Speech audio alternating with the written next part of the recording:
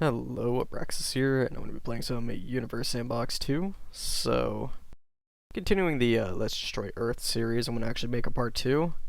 This one's going to be entirely consisting of black holes.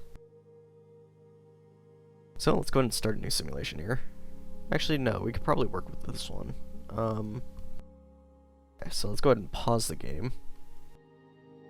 And let's slow down time real quick. Now, the most immediate way I could probably destroy Earth with a black hole is the most simplest by just simply throwing a black hole that is one mass of the Sun at Earth. Of course, we've seen this before. It doesn't really do anything too interesting, but I can slow down time here. And you can see it starts to shred Earth and then just deletes it. And the black hole, it does not show it here, but it's gained one mass of Earth pretty much. Give or take the fragments that were shot outwards from its collision, so. Throwing a black hole at Earth, it's not too interesting in the game apart from the rather cool shredding before it actually hits Earth. So let's go ahead and start a new simulation, and let's do this a few other fun ways. So one other way we can do this is we could actually pause the game here, slow down time, and what we can do is we can add Earth around Earth. This is going to be very similar to what I did yesterday, but basically collide it into Earth, like that, and then change its radius. Let's decrease its mass by a value of, well, I increased it, but that's fine. Let's go ahead and change its radius to 1 kilometer. And here is our Earth-sized black hole. No, it actually didn't turn into a black hole. That's very interesting. It has to be smaller than 1 kilometer. Okay, let's go ahead and change it to 0.25 kilometers. Wow, it still has not actually collapsed into a black hole. Let's keep reducing its size. Let's make it 1 meter. That should definitely make it a black hole. No, it's still not. Interesting. We did see a Vsauce video before where Earth would essentially have to be like the size of a peanut before it actually turned into a black hole. So let's make it 1 millimeter. That should definitely make it a black hole. Oh yeah, it's certainly a black hole now. Okay, so what we could try to do here is, no, we cannot actually decrease the 7 major axis, but I think this should be close enough to actually start tearing this Earth apart. So let's go ahead and hit play and see what happens. So these are equivalent mass, but this is such a small point of mass that I would imagine it would actually start tearing Earth apart. Let's go ahead and change the lighting to studio and see if there's anything actually happening. Oh yes, there certainly is. Look at that huge chunk it just ripped out. 5.23 and 21 zeros in kilograms. Let's check it in moon scale. 0.07. So what is that? 7%. Oh wow. Okay. It's absolutely torn Earth apart. These are all chunks that are really, really large and heavy. And it looks like they're just orbiting the little Earth black hole here.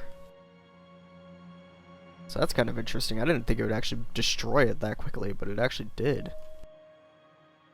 Very cool. Is it all gonna just fade out, or is it all gonna merge and condense into a planet? I think it's going to orbit here just fine until it eventually cools down and fades out, because it is a particle anyways.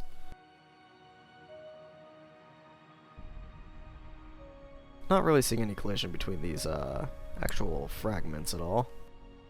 In fact, say anything, I would say that this is actually a moon orbiting this black hole Earth, weirdly enough.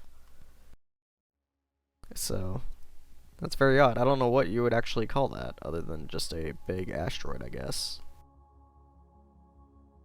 But that's very cool. Let's see what else we can do. I did get a suggestion to throw 2 pulsars past Earth at the speed of light. I don't know if this will actually do much, but we can give it a shot, certainly. Except I'm actually going to use black holes, the mass of the Sun. I'm going to try to launch it past Earth right here, roughly. Then from the other side, I'm going to try to launch another one past the Earth from right here. And I'm going to have to slow down time significantly because these are going to be moving rather fast, obviously. Oh, no, wait, I forgot to actually make them move the speed of light, so one moment. We want to change this value to 1 light speed. There we go. And now we want to throw it past Earth. There we go. 1 black hole, that's the mass of the sun. And throw another one. Okay, so we're gonna have to view this from Earth's perspective. Let's change the lighting to flashlight. Let's slow down time to seconds. It's gonna take a few seconds for these black holes to actually pass by Earth, because while light speed is very fast, the solar system is quite big.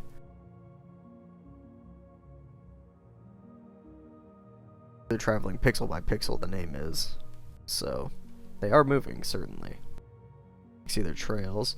They're actually going to be pulled towards each other, obviously, because they're mass of the sun. The sun's actually been misaligned, along with pretty much all these planets, just because these are present in our solar system right now. This is 0.5 seconds per second right now. Let's go ahead and speed it up a little bit to 1 second per second. And is anything actually happening to Earth so far? It doesn't appear so.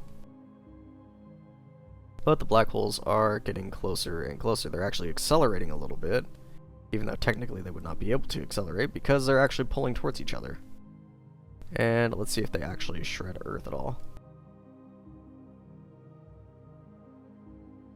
They're getting quite close to Earth. And there they go.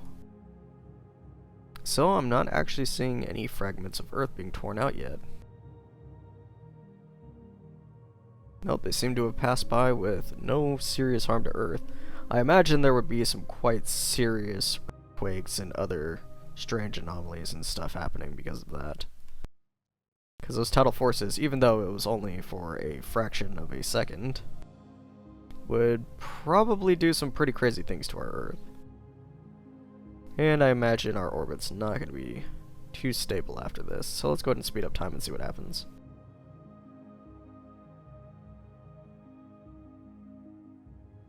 So there they go. This is 2 minutes per second. They're just flying across the solar system now. They might be going so fast that they just really have no major effects on our planets. In fact, these orbits, they actually seem basically untouched. Even Earth. Nope, Earth was definitely affected. It should not be orbiting that close to Venus. So maybe that was enough to decelerate Earth a little bit and make it fall closer to Venus in its orbital path. I think that's maybe what happened there. But apart from physical damage to Earth, it did not really seem to do any. We just have some incredibly hot summers now. So that was pretty cool. What else can we do with a black hole?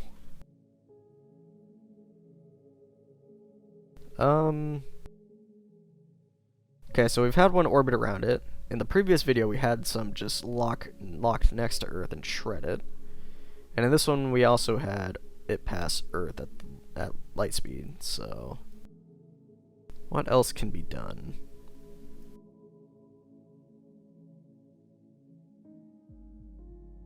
We could turn the sun against Earth. It's not gonna work, because even if that star is the mass of one sun, condenses into a black hole and it's still the mass of one sun, everything is going to orbit perfectly fine, it's just going to cool down. But we could do that just for the sake of actually freezing Earth. So let's go ahead and change the sun's mass slightly. Whoa, that changed a lot.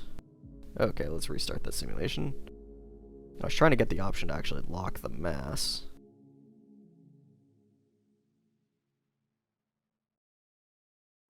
Well, that's not what was supposed to happen. And that's a pretty big black hole. Is that really enough force to knock them out of orbit and not make them fall right back into this black hole? I mean, that black hole is 1,000 masses of the sun. Solar system, where are you going?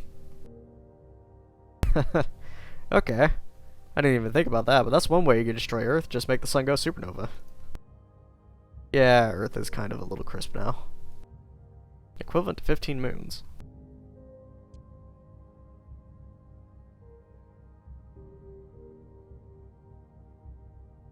So there we go. Now we can just change this to 1 kilometer. Change this value to 1 sun in mass, which is very close to that anyways. And now we could just watch Earth freeze over into a snowball. Very nice. If I speed this up enough, we should be able to kind of watch it. Nope, doesn't appear so. But as you can see, it is now a snowball Earth. So while this is technically probably the most survivable thing that could have happened to our Earth out of what I've done in the past simulations, this is probably a pretty bad fate, because over the next couple thousand years or so, it's going to cool down to absolute 0, and that might not be very good. Well, it might not cool down to absolute 0. It does still have a molten core that's going to be insulated for a very long time. But to actually survive on this planet, we're essentially going to have to live underwater, because these ice sheets are going to insulate the warmer waters under them for a very, very, very long time. So, there you go. A snowball Earth. So, anyways, if you guys liked the video, please leave it a like, and if you want to see more videos like this, please do subscribe. It really does help. And I will see you guys in the next one.